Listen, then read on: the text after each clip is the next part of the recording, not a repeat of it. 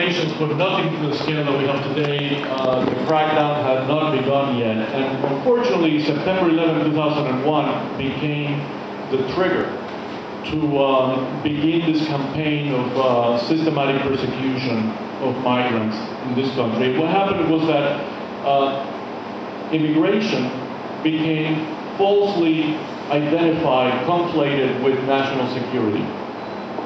As a result, we established Homeland Security and ICE in 2003, and in 2006 we began the campaign of massive raids in work sites.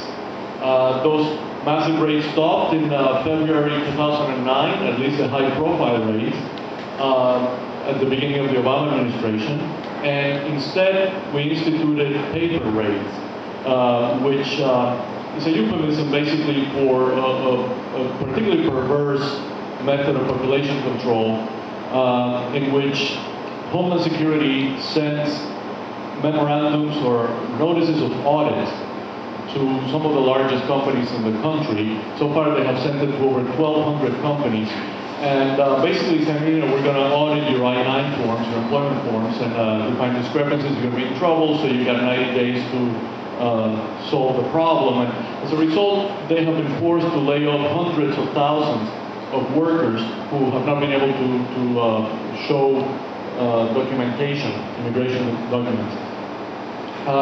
Now, what happens with these workers is that they're driven underground. They're driven into agriculture and underground sweatshops, the underground labor market, basically into conditions of modern-day slavery. The whole system, and I'm trying to give you the big picture of immigration, tying it into different things like the trade agreements and labor problems and so forth.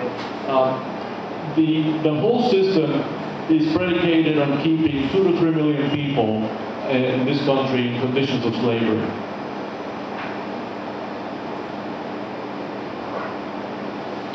So the question, do we have an immigration crisis? We don't really.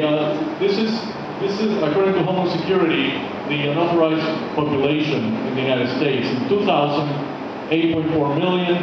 In 2009, 10.8 million. And it's been going up and then down in response to the U.S. labor demands in the U.S. economy. The growth, a little bit less than 3% a year. That's no crisis, that's normal growth. What happened here is that the numbers, here they stopped coming in the same large numbers as they did before, because they were the first to feel the pinch of the economic downturn. They were the first to lose their jobs, et cetera, et cetera. So, as a matter of fact, the crackdown that began in 2006 here against migrants who did some of the toughest and most dangerous jobs in the country, jobs that actually create higher level jobs for Americans. That crackdown was one of the triggers of our recession. What we do have is a crisis created by immigration enforcement. You can see in 2006 how worksite raid arrests started skyrocketing all the way to 2008. And then deportations also skyrocket.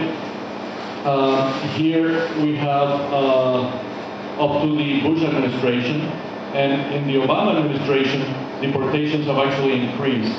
Now we're deporting 400,000 a year.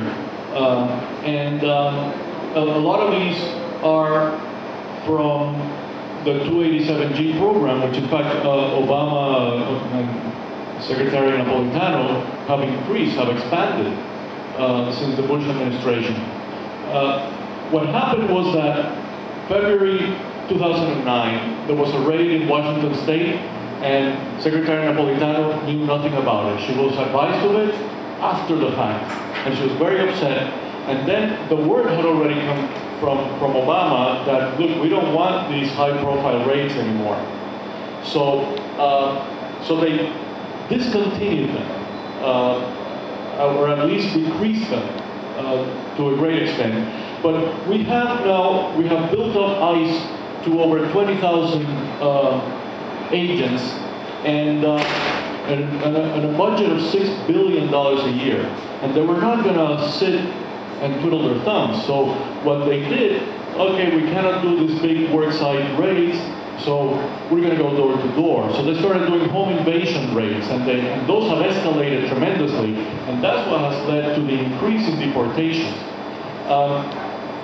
So what you have here is a rogue agency that is outside, is an agency of the executive branch.